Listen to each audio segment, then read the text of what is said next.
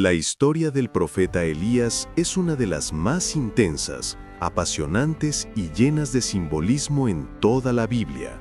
Se desarrolla en un contexto en el que el pueblo de Israel había olvidado al Dios verdadero y había comenzado a seguir a dioses falsos, especialmente a Baal, una deidad cananea asociada con la fertilidad, la lluvia y la cosecha. Bajo el reinado del rey Acab y su esposa Jezabel, la adoración a Baal se volvió común, mientras que los profetas del Señor eran perseguidos y asesinados. Fue en medio de ese tiempo oscuro que apareció Elías, un hombre sencillo, pero con una fe inquebrantable que se convirtió en la voz de Dios para un pueblo confundido y dividido.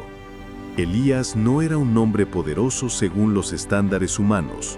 No era un rey, ni un general, ni un sacerdote con riquezas. Era un profeta proveniente de Tisbe, en Galaad, y su nombre significa «Mi Dios es Yahvé». Ese nombre por sí solo era un desafío contra Baal y todos los falsos dioses. Desde el inicio su misión fue clara: recordar a Israel quién era el único Dios verdadero, y mostrar que la idolatría no traía más que destrucción. La tensión comenzó cuando Elías confrontó al rey Acab. Con valentía se presentó ante él y proclamó una sentencia que retumbó en todo el reino.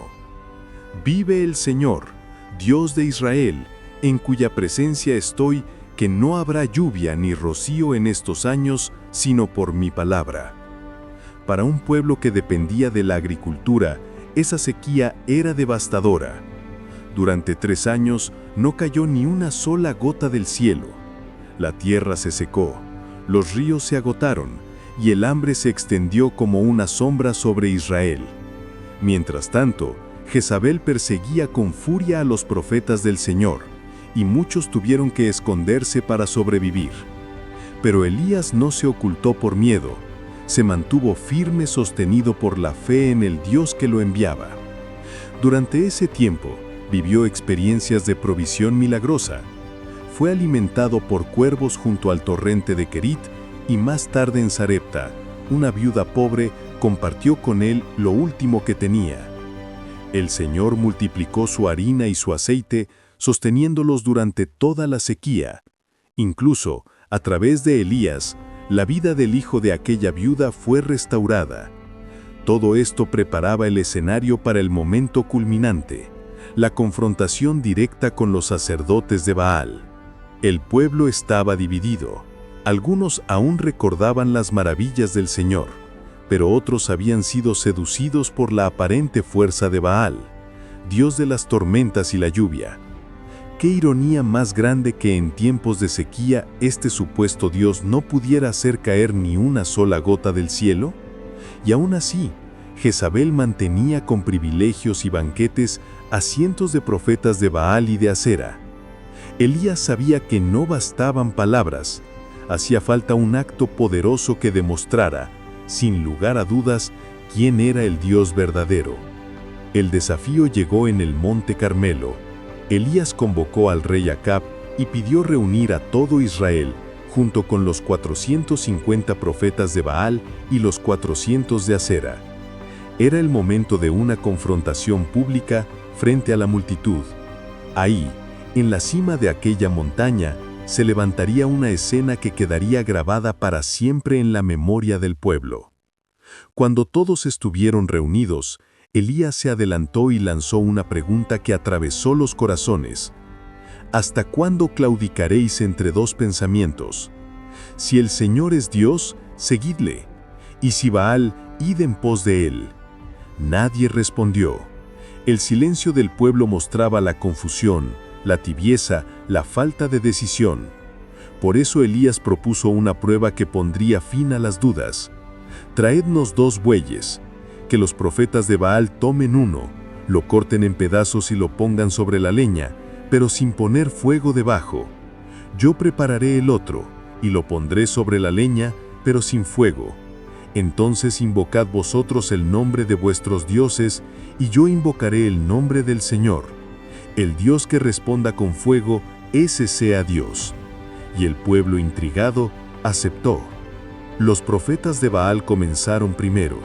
Desde la mañana clamaron con todas sus fuerzas: «Baal, respóndenos». Danzaban alrededor del altar, gritaban, invocaban su nombre. Elías los observaba, y con el paso de las horas empezó a burlarse. «Gritad más fuerte, porque Dios es. Quizá está meditando o tiene algún trabajo o va de camino. Tal vez duerme y hay que despertarlo». Los profetas desesperados se cortaban con cuchillos y lanzaban gritos frenéticos, hasta que la sangre corría sobre ellos. Pero no hubo voz, ni respuesta, ni fuego. El altar seguía en silencio. Al llegar la tarde, Elías tomó su turno. Llamó al pueblo para que se acercara. Reparó el altar del Señor que estaba arruinado, utilizando 12 estiebras, una por cada tribu de Israel.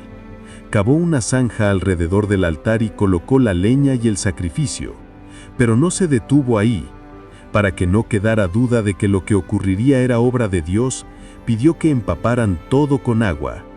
3 veces ordenó llenar cántaros y derramarlos sobre el sacrificio, la leña y el altar hasta que la zanja quedó repleta de agua. Humanamente, era imposible que se encendiera fuego allí. Entonces Elías elevó su oración: «Señor, Dios de Abraham, de Isaac y de Israel, sea hoy manifiesto que tú eres Dios en Israel, y que yo soy tu siervo, y que por mandato tuyo he hecho todas estas cosas. Respóndeme, Señor, respóndeme para que este pueblo conozca que tú, Señor, eres Dios, y que vuelves a ti sus corazones». Era una oración sencilla, sin gritos, sin espectáculo, un clamor confiado al Dios vivo. De inmediato, cayó fuego del cielo. El fuego del Señor descendió y consumió el holocausto, la leña, las piedras, el polvo, e incluso lamió el agua que estaba en la zanja. Todo quedó arrasado en un instante. El pueblo entero cayó rostro en tierra clamando: «El Señor es Dios, el Señor es Dios». No quedaba espacio para la duda. Baal era un ídolo vacío, incapaz de responder, mientras que el Dios de Israel había mostrado su poder de manera contundente. Tras esta demostración, Elías ordenó que los profetas de Baal fueran apresados y ejecutados, como señal de que el engaño y la idolatría no podían seguir dominando al pueblo. Y poco después, tras la victoria en el Carmelo, Elías anunció el fin de la sequía. Subió a la cumbre del monte, se inclinó con el rostro entre las rodillas y oró. Mandó a su siervo a mirar hacia el mar, y tras 7 veces apareció una pequeña nube como la palma de una mano. En poco tiempo el cielo se oscureció con nubes, el viento sopló, y una lluvia torrencial comenzó a caer, devolviendo vida a la tierra reseca. Elías se convirtió en un símbolo de la fe firme, del poder de la oración y de la fidelidad a Dios en tiempos de crisis. No fue un héroe perfecto, pues más adelante tuvo miedo y huyó exhausto por las amenazas de Jezabel, pero en el Monte Carmelo dejó una huella imborrable. Mostró que el verdadero Dios no necesita rituales vacíos ni espectáculos, sino corazones sinceros y confiados en su poder, porque al final, como en el Monte Carmelo, el verdadero Dios siempre responde, siempre se muestra y siempre vence.